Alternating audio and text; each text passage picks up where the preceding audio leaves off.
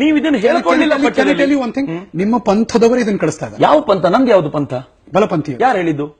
ನಾನು ಮಧ್ಯಮದಲ್ಲಿದ್ದೀನಿ, ಯಾಕೆ ಬಲಪಂಥೀಯ ಆಗಬೇಕು? ನೀವ್ ಯಾಕೆ ಹಂಗೆ ಗುರುತಿಸ್ತೀರಾ? Then what are you? ನಮಗೆ ನೋಡೋದು ಬಲಪಂಥೀಯರು ಅನ್ಸುತ್ತೆ. ನೀವು ಹಂಗೆ ಕಾಣಿಸ್ತೀರಾ? ನೀವು ನೋಡೋದೆಲ್ಲ ಸತ್ಯ ಅಂತ ಯಾಕೆ ತಿಳ್ಕೊಳ್ತೀರಾ? ಈ ಮೀಡಿಯಾದಲ್ಲಿ ಕೂತಿರೋ ದೊಡ್ಡ ಪ್ರಾಬ್ಲಮ್ ಇದು. ನಾವು ನೋಡೋದೇ ಸತ್ಯ ಅಂತ ನೀವು ತಿಳ್ಕೊಳ್ತೀರಿ. ಯಾಕೆ ಹಂಗೆ ಅನ್ಕೊಳ್ತೀರಿ? ನೀವು ನನ್ನನ್ನು ಯಾಕೆ ಒಬ್ಬ ಸೆಂಟರ್ ವ್ಯಕ್ತಿಯಾಗಿ ನೋಡಬಾರದು? ಮಧ್ಯಮ ಮಾರ್ಗದಲ್ಲಿರೋ ಒಬ್ಬ ವ್ಯಕ್ತಿ ಅಂತ ಯಾಕೆ ತಿಳ್ಕೊಳ್ಬಾರ್ದು?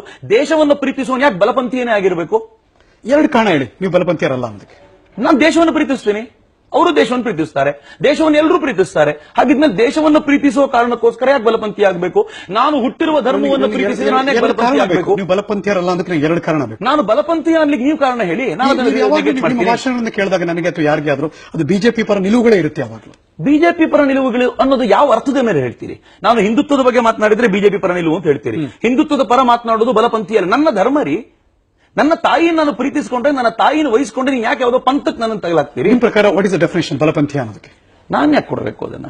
ನಾನು ಅದನ್ನ ಅಲ್ಲವೇ ಅಲ್ಲ ಅಂತಂದ್ಮೇಲೆ ಒಂದು ವಿಷಯ ಕೇಳಿ ಹರೀಶ್, ನಾನು ಅಲ್ಲವೇ ಅಲ್ಲ ಅಂತಂದ್ಮೇಲೆ ನೋಡಿ, ನಾನು ಅಲ್ಲವೇ ಅಲ್ಲ ಅಂತಂದ್ಮೇಲೆ ಅದು that is none of my business. ನಾನು ಅದನ್ನ ತಿಳ್ಕೊಳ್ಬೇಕು, ಅದನ್ನ ಫಾಲೋ ಮಾಡಬೇಕು. ಇದು ನಂಗೆ ಸಂಬಂಧಪಟ್ಟಿದ್ದಲ್ಲ. ನಾನು ದಡ್ಡ, ನನ್ನ ಎನ್ಲೈಟನ್ ಮಾಡಿ ನಾನು ನಿಮ್ಮನ್ನು ಕೇಳ್ತೇನೆ. ನನಗೂ ಗೊತ್ತಿಲ್ಲ ಅಂತ ತಿಳ್ಕೊಳ್ಳಿ. ನೀವೇ ದಡ್ಡ, ನಾನು ಒಟ್ಟೆ ದಡ್ಡ ಈ ವಿಚಾರ. ಒಂದೇ ಪೇಸಲ್ಲಿ ಇದೀವಿ. Fine, wonderful wonderful. ನೀವು ಆರೋಪ ಮಾಡಬೇಕಾದಾಗ ಎಷ್ಟು ದಡ್ಡರಾಗಿರ್ಬೋದು, ನಾನು ಇದಕ್ಕೆ ಉತ್ತರ ಕೊಡಬೇಕಾದ್ರೂ ಅಷ್ಟು ದಡ್ಡ. What is wrong with this? ಯಾಕೆ ನೀವು ಪ್ರತಿಯೊಬ್ಬರನ್ನು ಒಂದು ಪಂಥದ ಆಧಾರದ ಮೇಲೆ ಆಲೋಚನೆ ಮಾಡ್ತೀರಿ? 14ನೇ ತಾರೀಕು ದೇಶ ಪ್ರೇಮಿಗಳ ದಿನ ಅಂತ ಆಲೋಚನೆ ಒಬ್ಬರು ಮಾಡಬೇಕಾದಾಗ ನೀವು ಈ ಪಂಥದವರಾಗಿದ್ದರಿಂದ ಇದು ಮಾಡ್ತೀರಿ ಅಂತ ಹೇಳಿಯೇ ಈ ಪಂಥದವರೆಲ್ಲ ಹಿಂಗ್ ಮಾಡಬೇಕು, ವಿರುದ್ಧದವ್ರು ಹಿಂಗೆ ಇರಬೇಕು ಅಂತ ಥಿಂಕ್ ಮಾಡ್ತಿರೋದು. ಯಾಕೆ ಒಬ್ಬ ಸಾಮಾನ್ಯವಾಗಿರ್ಲಿಕ್ಕೆ ಸಾಧ್ಯ ಇಲ್ಲ? ಆರೋಪ ಅಲ್ವೇ ಇಲ್ಲ. ಒಬ್ಬ ಕಾಲೇಜಿನ ಹುಡುಗ ಅನಿಸಿಕೆ ಏನಿದೆ ಅಂತ ತಿಳ್ಕೊಳ್ಳೋ ಪ್ರಯತ್ನ ನಂದು. ನಾನು ಹೇಳಿದ್ದೆ, ನನ್ನ ಅನಿಸಿಕೆ ಗೊತ್ತಾಯ್ತಲ್ಲ. I am in centre path. ನಾನು ಮಧ್ಯಮ ಮಾರ್ಗದಲ್ಲಿದ್ದೀನಿ. ನಾನು ದೇಶವನ್ನು ಪ್ರೀತಿಸುವಂತ ಒಬ್ಬ ಸಾಮಾನ್ಯ ನಾಗರಿಕ. ದೇಶವನ್ನು ಪ್ರೀತಿಸುವ ಒಬ್ಬ ಸಾಮಾನ್ಯ ನಾಗರಿಕ ಬಲಪಂಥೀಯನೇ ಆಗಿರಬೇಕು ಅಂತ ನೀವ್ಯಾಕೆ ಆಲೋಚನೆ ಮಾಡಿ? ಎಡಪಂಥೀಯರ ಯಾವ ವಾದವನ್ನು ಬೆಂಬಲಿಸ್ತೀರಿ ನೀವು? ಎಡಪಂಥೀಯರ ಈ ದೇಶದ ಕುರಿತಂತೆ ಕೆಲವು ವಿಚಾರಗಳು ಬಂದಾಗ, ಉದಾಹರಣೆಗೆ FDI ವಿಚಾರ ಬಂದಾಗ, ನಾವು ಅವರೊಂದೇ ಪ್ಲಾಟ್ಫಾರ್ಮ್.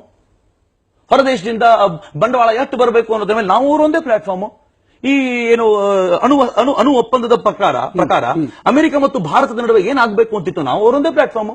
SEZ ನ ವಿಚಾರ ಬಂದಾಗ ನಾವು ಅವರು ಒಂದೇ ಪ್ಲಾಟ್ಫಾರ್ಮ್. ಭ್ರಷ್ಟಾಚಾರದ ವಿಚಾರ ಬಂದಾಗ ನಾವು ಅವರು ಒಂದೇ ಪ್ಲಾಟ್ಫಾರ್ಮ್. FDIಗೆ ಒಳ್ಳೆ ಅವಕಾಶ ಕೊಡ್ತಿದ್ದಾರೆ, ವಿರೋಧಿಸ್ತೀರಿ ಹಾಗಿದ್ರೆ? ಖಂಡಿತವಾಗಿಯೂ FDI ಎಲ್ಲಿವರೆಗೂ ಭಾರತಕ್ಕೆ ಬರಬೇಕು, FDI ಯಾವ ದಿಕ್ಕಲ್ಲಿ ಬರಬೇಕು ಅನ್ನೋದಕ್ಕೆ ನಮ್ದೆಲ್ಲರಿಗೂ ನಾರ್ಮ್ಸ್ ಇದೆ. ರೈಲ್ವೆಲಿ 100% ಕೊಟ್ಟಿದ್ದಾರೆ. ಯೋಚನೆ ಮಾಡಬೇಕು.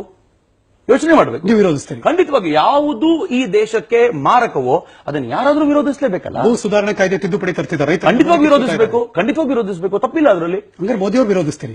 100%. ನಾವು ಯಾರಿಗೂ ನಮ್ಮನ್ನು ಬರ್ಕೊಟ್ಟಿಲ್ಲ. ನೀವ್ ಯಾಕೆ ಹಿಂಗ್ ಆಲೋಚನೆ ಮಾಡ್ತೀರಿ? ಯಾಕೆ ಯಾರಾದ್ರೂ ಒಬ್ಬರಿಗೆ ತಮ್ಮನ್ನು ತಾವು ಬರ್ಕೊಟ್ಟಿರ್ತಾರೆ ಅಂತ? ಸಮರ್ಥ ಒಬ್ಬ ನಾಯಕ ಬೇಕಾದಾಗ ಅದ್ರ ಪರವಾಗಿ ಮಾತನಾಡ್ತಾರೆ, ನಾಯಕ ತಪ್ಪು ಮಾಡಿದಾಗ ಮಾತನಾಡ್ತಾರೆ. ಎಷ್ಟೊಂದು ಭಾಷಣ ನಾನು ಕೇಳಿದ್ದೀನಿ, ಆದ್ರೆ ಮೋದಿ ಅವರು ವಿರೋಧಿಸಿ ಮಾತಾಡದಂತ ಅದು ನಿಮ್ಮ 100%. ನಾನು ಎಲ್ಲಿ ತಪ್ಪಾಗಿದೆ ಅಂತ, ಯಾರಿಂದ ತಪ್ಪು ಅಂತ ಅನ್ಸುತ್ತೋ ಆ ತಪ್ಪನ್ನ ವಿರೋಧಿಸೋದ್ರಲ್ಲಿ ಮುಂದೆ ನಿಂತಿದ್ದೀವಿ. ಮೋದಿ ಅವರ ಯಾವ ಅಂಶ ತಪ್ಪು ಆಗಿದೆ ನಿಲುವುಗಳು? ಅನೇಕ ವಿಚಾರಗಳಿವೆ. ಐ ಥಿಂಕ್ ಇದು ಅದಕ್ಕೆ ಪ್ಲಾಟ್ಫಾರ್ಮ್ ಅಲ್ಲ ಅಂತ. ಫ್ಯಾಂಟಾಸ್ಟಿಕ್. ಮೋದಿ ಅವರ ನಿಲುವು